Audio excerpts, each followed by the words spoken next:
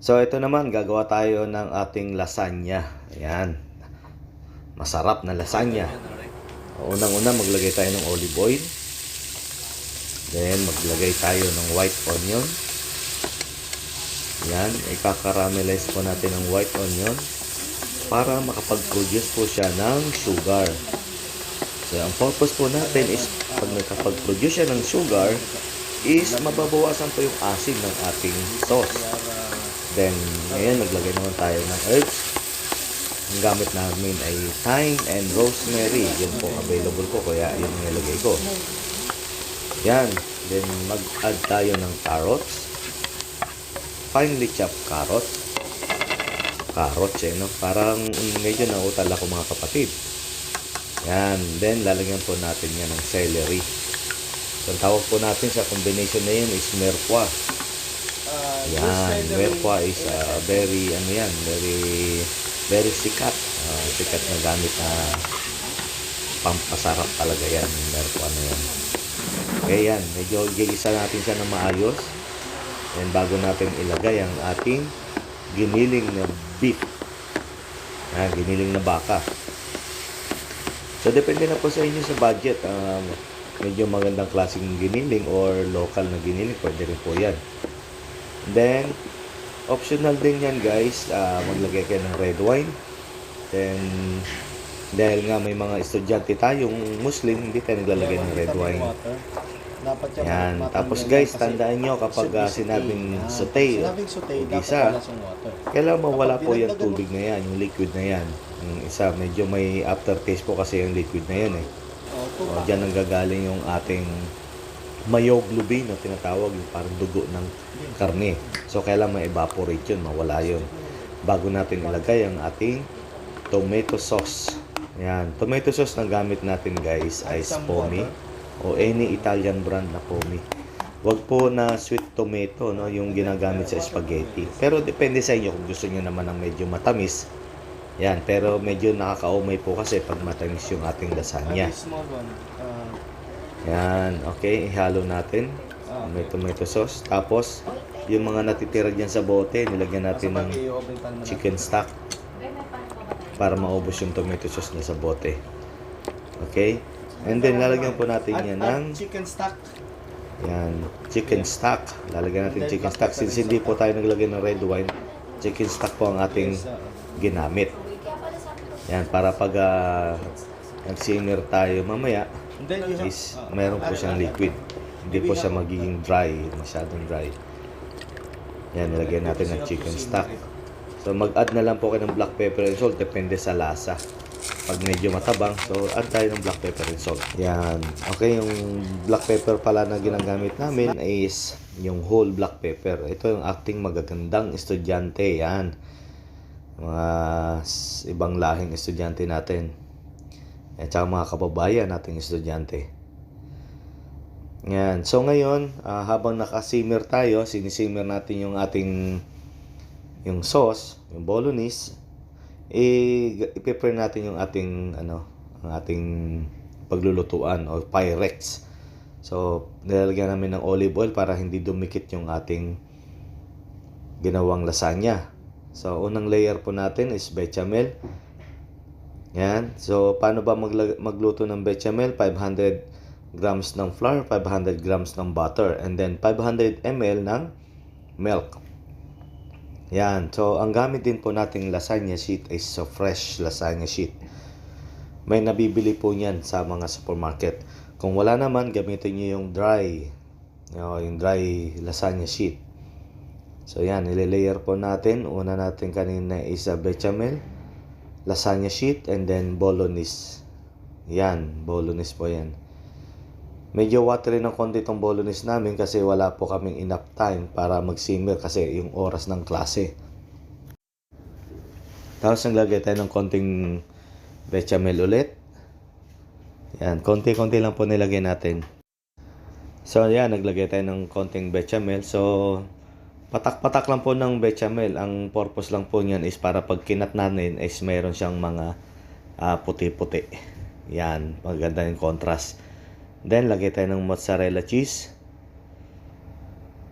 Yan. So, minsan po naglalagay ako ng cheddar cheese. Depende po sa inyo kung anong gusto niyo. So, mozzarella cheese and parmesan cheese po ang gamit namin ngayon. Yan. So, option na lang po yan. Mostly naman yung iba ginagamit lang is mozzarella cheese.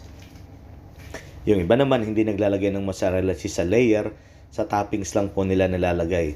Nasa sa inyo po yun. Pag medyo may budget naman, maglagay po tayo bawat layer ng mozzarella cheese. So yan, nilagyan naman muli natin ang ating lasagna sheet. And then bechamel ulit. Yeah, yung iba po guys, diskarte naman nila. Paglagay ng bechamel, lalagyan naman nila ng lasagna sheet ulit. So ako naman, naglalagay po tayo ng bolognese. Yan, pasensya na sa camera natin, medyo madilim ng konti. Pero sigurado namang masarap ito pag ito ginawa nyo guys, pinalo nyo. Ito po yung tinuturo natin sa school. Yan, so yan, pinapantay po natin. Siguraduhin lang po natin ang lahat ng lasagna sheet is nalalagyan po ng ating sauce. Yan, otherwise magiging dry po yan mamaya kapag hindi nalagyan, and then pagkakagat nyo medyo matigas ng konti. Ayan lang po ang difference ng fresh sa dry.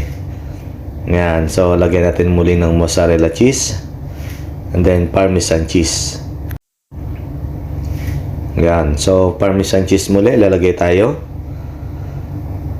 Yan. At ito ay yan, pangatlong layer. So guys, tandaan nyo po pag lasagna, so minimum po 3 layer po ang gagawin natin. Depende na sa lalagyan natin. Ako kasi ginawa ko is 4 layer kasi isa lang naman tong gagawin namin, medyo malaki. 4 layer at inubos na namin yung ingredients.